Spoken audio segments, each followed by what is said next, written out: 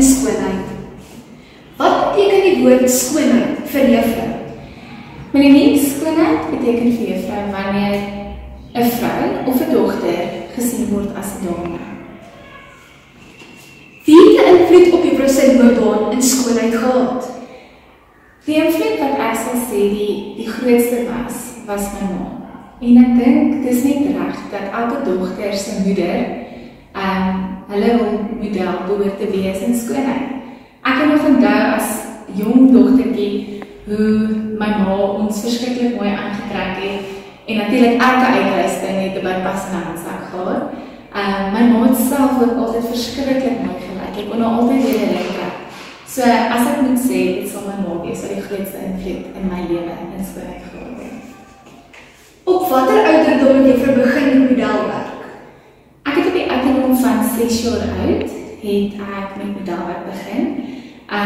My ma het my en my tweelingsussie ingeskryf vir modelwerklesse en sy het ons op kursusse gestuur.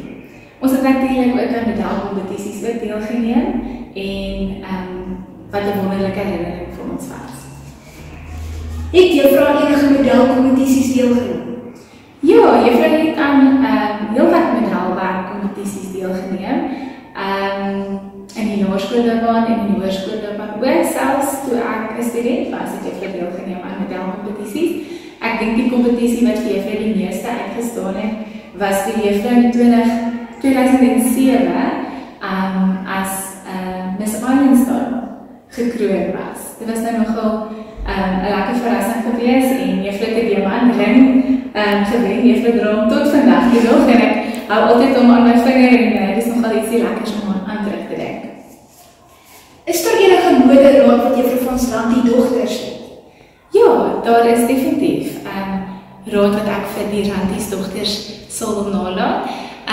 Daar is natuurlik 4 elemente wat ek dink elke Rantie dogter in haar Rantie skoonheidshandsak moet hou. Nommer 1 sal wees om altyd te glo dat jy uniek is, dat daar al is die maatjies vir jou mooier as jy, dat jy nog steeds sal besef dat jy net so mooi is. Nommer 2, persoonlike higiëne en baie goeie maniere sal ietsie wees wat goed is vir skoonheid. En mense onderskat 'n glimlag. Ek dink 'n glimlag is wat elke dogter veronderstel is om uit te leef. Dit maak natuurlik jou verskriklik mooi as jy lag. En natuurlik, ek dink selfaanvaarding is vir my die belangrikste. Om te aanvaar wie ek is, as ek voor my klerekas staan en ek trek aan wat by my lyfie pas en ek kyk vir myself in die spieël en ek aanvaar myself. Dis natuurlik ook 'n goeie element vir skoonheid. Baie dankie dat ek vandag met juffrou gesels oor juffrou se skoonheid. Dankie dat juffrou 'n rolmodel vir ons Rantie dogters is. Ons weet nou ook wie om te kontak as ons ooit 'n modekrisis ervaar.